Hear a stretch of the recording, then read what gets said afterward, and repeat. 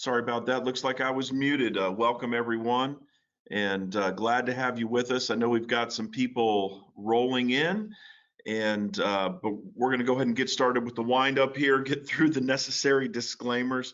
My name's Brad Reaves. I'm with GovCon Training, and I'm a government contracts attorney with the Reaves GovCon group. We are going to focus in on the woman-owned small business and economically disadvantaged woman-owned small business programs today. Maybe one of the most important pieces of information I can give you is that my email address is right up there on the screen right now. And so you can email me at any time. You can do it literally right now or wait until the end. I'll show it again at the end of the presentation. And I'm happy to send you the slides. I would only ask that you don't distribute those slides out. You all paid for this training and for these slides, so I'd ask you just keep them to yourselves and use them. We've got some links in the slides, some references to regulations, and some helpful information, and there's quite a lot of information today. So let's go ahead and jump into it because, as I said, we've got an awful lot to get to. All right, here's an overview of where we're going to go today. We're going to talk about the woman-owned small business and economically disadvantaged woman-owned small business certification process.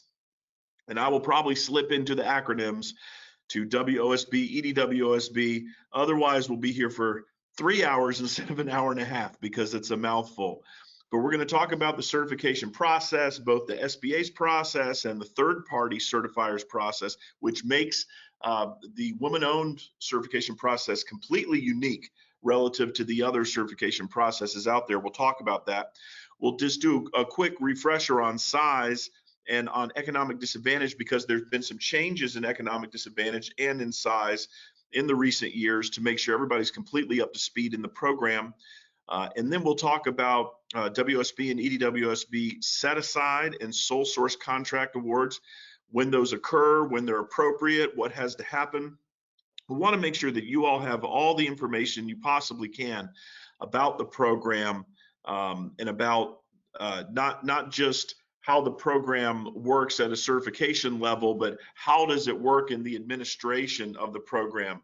We're mostly going to be focusing on prime contracting today, but I will make some observations about subcontracting as well.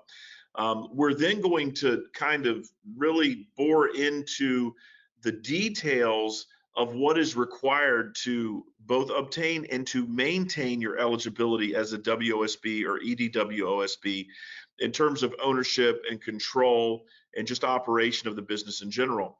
But then we're going to branch into two of the areas where you can really leverage the WOSB, EDWOSB status, and that is through the SBA's joint venture program, where you can create a joint venture that is led by your company. So that would be a WOSB or EDWOSB joint venture, where the joint venture itself qualifies. It has the same status that you would have.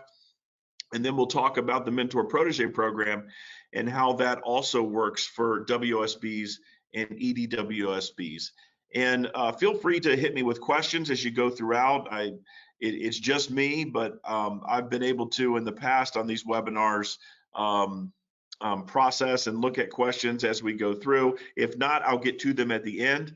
I'll have to move pretty quickly, but we usually have a few minutes at the end. So please feel free to put your questions in the chat if you do have questions as we go along.